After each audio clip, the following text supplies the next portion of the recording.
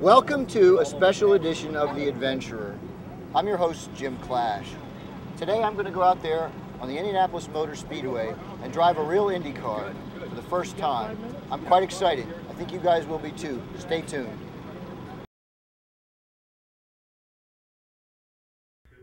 Welcome back. Usually it's me interviewing some daredevil on this program, but today I'm the one out there pushing my own limits. Recently, the Sinden Indy Racing Experience asked if I'd be interested in driving at the Indianapolis Motor Speedway, where every May the famed Indy 500 is run. The caveat? I'd only get to go about half the speed of the pros, so I paused. A few years back at the Texas Motor Speedway, I lived out a boyhood fantasy by driving a lap in a real IndyCar at over 200 miles an hour. But this new Sinden opportunity was to be at the most famous track in the world, where legends like Rick Mears, Tom Sneva, Mario Andretti, and Elio Castroneves have taken the checkered flag. So despite the caveat, I jumped at the opportunity. Once in pit lane, there's a slew of paperwork. They make you sign your life away here about 18 times, but you've never had an accident, have you? No. Then it's over to the changing areas to be fitted with a fireproof driving suit. It's 92 degrees right now, and now I feel like it's 110 degrees with this suit on. Shoes. Thought I was a size 10. Helmet and gloves.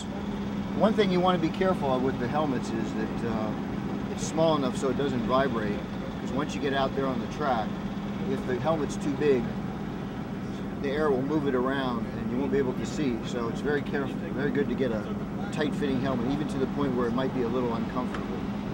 While waiting my turn to go out on the track, I spoke with another student who was given the experience as a birthday present from his wife. The history here and the tradition is just amazing, and the opportunity to actually experience at least a little bit what the drivers do year in and year out and appreciate the skill that's involved is just something I thought would be a lifetime experience.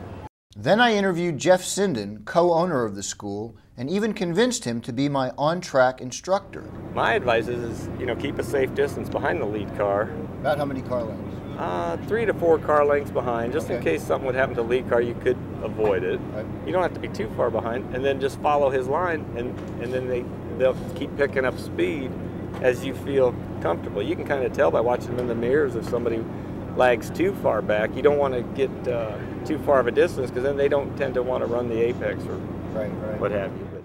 Finally, it was time for me to get into the race car. Inside, an IndyCar is cramped. The clutch, throttle, and brake are within inches of each other. Good thing you don't need the first two. Just put the car into top gear and keep the pedal to the metal. Like other students, I'm doing a lead follow. Jeff is in the first car and I'm tagging behind. This allows the instructor to regulate the speed and the all-important racing line. After it was over, we had gone maybe just 110 miles an hour, but it was fun and gave me a rare view of the famous track from the driver's seat. Heck, it was so much fun, I'm thinking maybe next year I'll even try and qualify for the Indy 500 in a Forbes.com car. Just in case, I got some words of wisdom from Brian Barnhard, president of the Indy Racing League. It's funny because in some of the guys, you get a deer in the headlight look. You really do. And I think that's a reflection of the pressure of qualifying at Indianapolis. It is unlike any other race in the world. And some of the guys that you would least expect it from, some of the most successful and best race drivers in the world, are the ones that are the most tense for qualifying at Indy.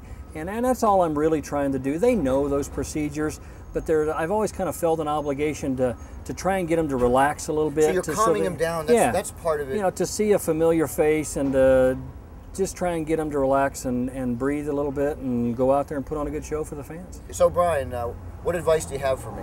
Well, just relax and run the laps like they're practice laps. Go out there, hit your turn-in points, hit your marks on exit, and give me 4 good ones. I'll try, Brian. Thanks a lot.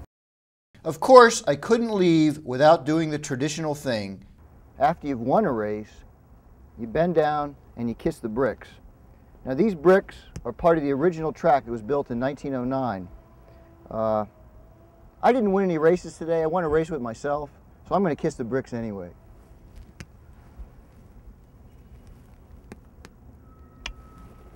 Next time I'll be drinking the milk. Jim Clash, Forbes.com Video Network.